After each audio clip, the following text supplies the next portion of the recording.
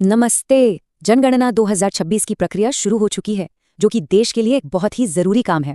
लेकिन क्या आप जानते हैं कि इसके साथ एक बड़ा खतरा भी जुड़ा है? आज हम इसी बारे में बात करेंगे कि इस पूरी प्रक्रिया में शामिल होते हुए खुद को सुरक्षित कैसे रखा जाए। तो असली सवाल ये है कि जनगणना तो हो रही है, पर क्या हम अपनी पर्सनल जानकारी को गलत हाथों में पड़ने से बचाने के लिए पूरी तरह से तैयार हैं? ये एक ऐसा सवाल है जिसका जवाब हम सबको पता होना चाहिए।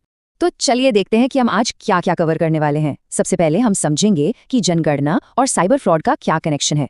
फिर जानेंगे कि ये स्कैमर्स काम कैसे करते हैं। इसके बाद हम ये भी समझेंगे कि असली सरकारी कर्मचारी क्या पूछ सकते हैं और क्या कभी नहीं पूछेंगे। और आखिर में अगर कुछ गड़बड़ लगे तो आपका एक्शन प्लान क्या होना चाहिए। तो चलिए सबसे पहले ये समझते हैं कि आखिर ये इतना बड़ा मामला है क्यों। देखिए, देश की गिनती एक बहुत बड़ा काम है और इसी बड़े काम का फायदा उठाने के लिए साइबर क्रिमिनल्स पूरी तरह से तैयार बैठे हैं। एक्सपर्ट्स लगातार चेतावनी दे रहे हैं। तो जनगणना का पहला फेज यानी पहला चरण 1 अप्रैल से शुरू हो चुका है और ये 30 सितंबर तक चलेगा। मतलब यही वो टाइम है जब हमें सबसे ज्यादा अलर्ट रहना है, क्योंकि धोखेबाज इसी दौरान सबसे ज्यादा एक्टिव होंगे। तो अब आते हैं मुद्दे की बात पर। आखिर ये स्कैमर्स लोगों को फंसाने की कोशिश कैसे करेंगे? अगर हम उनके तरीकों को पहले से ही जान ले तो उनसे बचना बहुत आसान हो जाता है। अच्छा, तो उनके पास ना तरीकों की कोई कमी नहीं है। हो सकता है कोई आपको सरकारी अफसर बनकर कॉल करे या फिर सीधे सीधे आपके बैंक डिटेल्स मांग ले।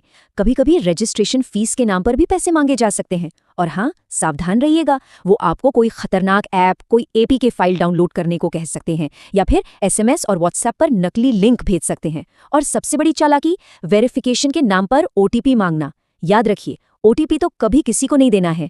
और देखिए, ये बात सिर्फ हम नहीं कह रहे हैं, जाने माने cyber security advisor Rahul Mishra वो भी यही कहते हैं। उनका मानना है कि जनगणना में जानकारी देना हमारी जिम्मेदारी है, बिल्कुल है, लेकिन उतना ही जरूरी है कि हम सावधान रहें। किसी पर भी आंख बंद करके भरोसा ना करें जब तक कि उनकी पहचान पक्की ना हो जाए। तो ठीक है, हमने प्रॉब्लम तो समझ ली, अब बात करते हैं सोल्यूशन की। देखिए, इन सब से बचने का सबसे बड़ा हथियार है जानकारी। अगर आपको ये पता हो कि एक असली जनगणना कर्मचारी आपसे क्या सवाल पूछ सकता है, तो कोई आपको धोखा दे ही नहीं सकता। तो देखिए, जो ऑफिशियल लिस्ट है उसके हिसाब से जनगणना कर्मचारी आपसे घर के बारे में पूछ सकते हैं, जैसे घर अपना है या किराए का, कितने कमरे हैं, परिवार में कितने लोग हैं, ये भी पूछेंगे। जाति वर्ग, पानी, बिजली, टॉयलेट जैसी बेसिक सुविधाएं हैं या नहीं, किचन में कौन सा ईंधन इस्तेमाल होता है, मोबाइल इंटरनेट है या नहीं, गाड़ी है या नहीं, और रोजमर्रा के इस्तेमाल की कुछ चीजों के बारे में पूछ सकते हैं। इन सवालों का मकसद जीवन शैली को समझना है, आपकी जेब को नहीं। अब आते हैं इस पूरी बातचीत के सबसे जरूरी हिस्से पर। वो कौन सी जानकारी है जो एक असली सरकारी कर्मचारी आपसे कभी कभी भी नहीं मांगेगा। इस बात को बिल्कुल गांठ बांध लीजिए। कोई भी आपसे आपका Aadhaar card number, PAN card number या कोई भी दूसरा आईडी नंबर नहीं मांगेगा। कोई भी आपके बैंक बैलेंस, आपकी सैलरी, अकाउंट नंबर या यूपीआई आईडी के बारे में नहीं पूछेगा।